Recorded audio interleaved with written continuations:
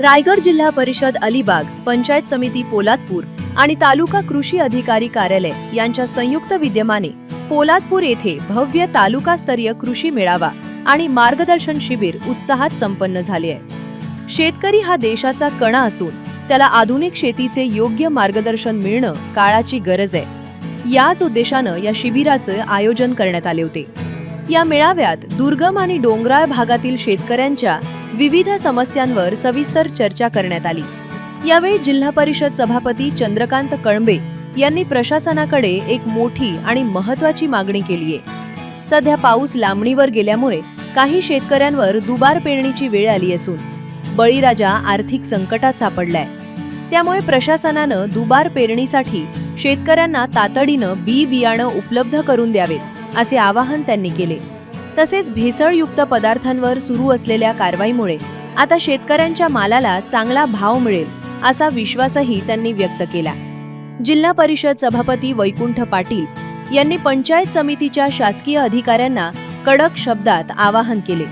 तालुक्यातील एकही शेतकरी शासकीय योजनांपासून वंचित राहता कामा नये। सर्व योजना थेट शेतकऱ्यांच्या बांधापर्यंत पोहोचवा अशा सूचना त्यांनी दिल्या।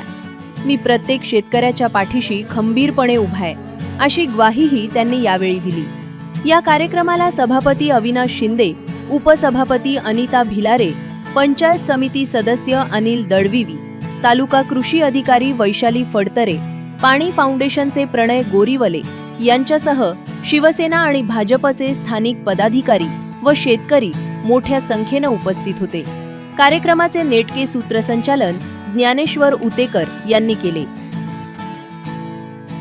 माझ्या समाजातील शेतकऱ्यांना न्याय मिळवण्यासाठी या ठिकाणी आलेलो आहे आणि तुमचं जोपर्यंत काम होत नाही तोपर्यंत माझं काम थांबणार नाही असं सुद्धा या ठिकाणी मी सांगू इच्छितो। मला माहित आहे की आज माझ्या घरामध्ये सुद्धा आमदारकी आहे, माझे वडील सुद्धा मंत्री होते, आता तिसरी टर्म जवळपास आमदारकीची आहे। परंतु हे सगळं करत असताना शासनाने केलेल्या योजना आहे त्या योजना समाजातील शेवटच्या घटकांपर्यंत पोहोचत नाही ही माझी तुमची सगळ्यांची खंत आहे। त्या ठिकाणी पेपरमध्ये काहीतरी अडचण निघतात, त्या ठिकाणी अन्य काही गोष्टी सांगतात आणि आता तर नवीन सांगितलेलं आहे की शेतकऱ्याने त्या ठिकाणी जी काय पशुधन आहे ते शेतकऱ्याने त्या ठिकाणी खरेदी करायचं आहे, ती शेतकऱ्याने डायरेक्टली त्यांच्यापर्यंत पोहोच करायचं आहे। त्याच्यामुळे मला सभापती महोदयांना या ठिकाणी विनंती करायची आहे की ते आता अर्थ खात्याचे सभापती झाले। खरं म्हटलं तर रायगड जिल्हा परिषदचा 175 कोटी रुपयाचा अर्थसंकल्प मांडलाय, परंतु माझ्या खात्याला फक्त 4 कोटी रुपये आहे। पशुसंवर्धनाला 4 कोटी आणि दुग्ध विकासला 4 कोटी। परंतु मी हातबळ होणार नाही, मी थांबणार नाही, मी माझं काम करत राहणार। निश्चितपणे येत्या काळामध्ये ते माझ्यासाठी भरीव तरतूद करतील असा ठाम विश्वास या ठिकाणी बाळगला आहे आणि मला नक्कीच या ठिकाणी पुढच्या जनरल बोर्डाच्या मीटिंग मध्ये सुधारित अर्थसंकल्प या खात्यावर तुम्ही पोलादपूर करण्यासाठी तरी जास्त तरतूद टाकून द्याल एवढी या ठिकाणी आपल्याकडे इच्छा व्यक्त करतो। खरंच म्हटलं तर अत्यंत आनंद झाला, कार्यक्रम सुद्धा सुंदर झाला, परंतु मी सुद्धा तुमच्यामधला एक कार्यकर्ता आहे आणि कार्यकर्ता म्हणून काम करत असताना माझ्या शेतकऱ्यांचा, माझ्या समाजातील शेवटच्या घटकातील मंडळीचं, माझ्या जवळच्या मंडळीचं काम व्हायला पाहिजे, जेणेकरून या खात्याला न्याय कसा मिळवून देता येईल, या खात्याच्या माध्यमातून अनेक लाभार्थी कशा निर्माण होतील। निश्चितपणे पश्चिम महाराष्ट्रात आपण पाहिलं तर पश्चिम महाराष्ट्रामध्ये या स्कीम्सच्या बाबतीमध्ये खूप अग्रेसिव्हरित्या काम केलं जातं। अधिकारी वर्ग सुद्धा त्या दृष्टीने प्रयत्न करतात, परंतु निश्चितपणे मी या ठिकाणी अधिकारी वर्गाला सुद्धा सांगेन की ही जे काही शेतकरी मंडळी आहे त्यांचं काम हटता कामा नये, त्यांच्या पाठीशी उभं राहायला पाहिजे, निश्चितपणे त्यांची कामं व्हायला पाहिजे आणि त्यांची कामं झाल्यानंतर त्याची पोचपावती सभापती महोदय आणि मला मिळाली पाहिजे अशी या ठिकाणी आशा व्यक्त करतो। आपण या ठिकाणी मला बोलवलं, आमचा यशस्वी सत्कार केल्याबद्दल सर्व मंडळींचे या ठिकाणी आभार व्यक्त करतो। माध्यमातून शेतकऱ्यांना पुन्हा दुबार पेरणी करण्यासाठी बियाणं उपलब्ध करून देणं ही आपली जबाबदारी आहे।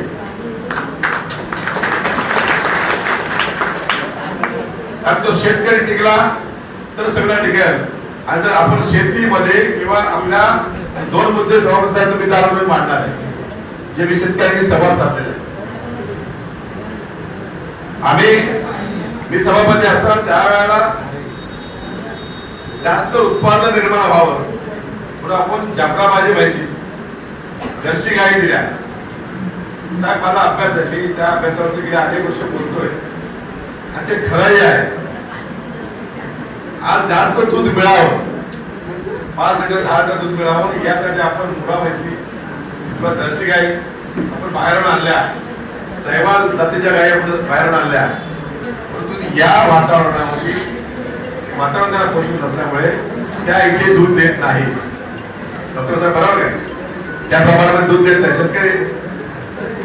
आमचं म्हणणं असं आहे की आता बघा तुकाराम मुंडेंनी काल ग्रंथ पोचलेले सगळे की माणूस तो अभ्यास आहे. आज आपण ऑर्गॅनिक शेती, ऑर्गॅनिक दूध म्हणजे विदाउट केमिकल दूध, आज ज्या गायीचं आपण दूध काढतोय गाई म्हशीचं, त्यांना इंजेक्शन, त्यांना औषधं त्यांच्या चाऱ्यामध्ये बदल आहे. तर आपल्या नैसर्गिक जे आहे, आपल्या निसर्गामध्ये जी तणाव आहे, जशी ती कोंबडूच गाय काय छोटी ती आपल्याकडे आमच्या डोंगरामध्ये असणारे जे आपले जी गावठी गायी म्हणतो, त्याला गावठी जनावर म्हणतो, याच जर आपण चांगल्या प्रकारे संगोपन केलं, त्याच्यावर जर योजना राबवली तर 5 लिटर देणारी बाहेर आणलेली गाय कोंबडी ती तर 2 लिटर देते, 2.5 लिटर देते, त्याच्यामध्ये बी काही सकसता नाही, काही त्यामध्ये तोड आहे. त्यापेक्षा जर आपल्या इथला गावठी जनावरांना जर पुन्हा आपण जशी आपण कोकण कपिला म्हणून आहे, त्या जनावरांचं नाव जे आहे, आपल्याकडच्या गायीचं नाव कोकण कपिला आहे, जे आपल्याला नागपुरीमध्ये किंवा कोकणामध्ये पाहायला मिळते. तिला जर आपण डेव्हलपमेंट केलं आणि आताच तर केंद्राने निर्णय घेतलेला आहे, सरकारने निर्णय घेतला की एका जनावराला गाई मागे 50 रुपये त्याला मिळणार आहे. म्हणून आपल्याला हा जे ब्रीड आहे आपलं हे हळूहळू नष्ट होत आहे. असा इथला तरुण स्थलांतर होतोय, शेतकऱ्यांची पिढी नष्ट होते, असं आपल्याला आपल्या शेतामध्ये आपल्या मातीमध्ये जी जन्माला आलेली जनावरं आहेत ही नष्ट होत आहे. त्याच्याकडे बघण्याचा दृष्टिकोन वेगळा जातोय, म्हणून ती कत्तलखान्यामध्ये कापण्यासाठी जात आहे. दूध देत नाही म्हणून बघितलं जातं. तर आपण जर्सी गाईला किंवा मुरा किंवा सहवाल गाई म्हशीला आपण ते सबसिडी घेत राहू.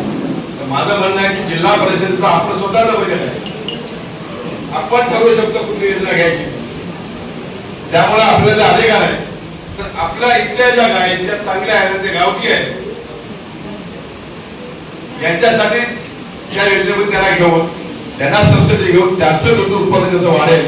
कारण जर्सी गायीचं 5 लिटर दूध आणि माझ्या गावठी गायीचं 2 लिटर दूध ऐकणार नाही जर्सी गायीला, कारण त्याच्यामध्ये सतत कौतुकास्पद आहे. कारण याच्यामध्ये बऱ्याच योजना ज्या तुमच्यापर्यंत पोहोचल्या जातील त्या सर्व योजना याच्यामध्ये आहेत. फक्त साहेब दुर्भाग्य एवढं आहे की हे पुस्तक पण मला असं वाटतं आपले 60 ते 70% शेतकरी वाचू शकत नाही. आणि त्यामुळं असे मेळावे जरी आपण घेतले, आपण किती जरी भाषणे केली, त्याच्यातून लोकांना सांगण्याचा प्रयत्न केला, तरी काही पर्सेंट त्यांना तो फायदा होईल. पण साहेब मी एक लोकप्रतिनिधी आहे, मी माझ्या 2-3 महिने झाले साहेब, पण माझा प्रयत्न आहे की आपला जो तरुण वर्ग बाहेर आहे, त्या तरुण वर्ग सुरुवात ही शेती होती आणि शेवट पण शेतीच असणार आहे. हे आपल्याला कोविडच्या काळामध्ये समजलं की गावाकडे बरेच सारे बाहेरचे तरुण आपल्या गावाकडे परत आले आणि हे परत येणारच आहे. शेवट हा खूप चांगला असेल. शेतीकडे आता बऱ्याच सारे सरकारने खूप चांगली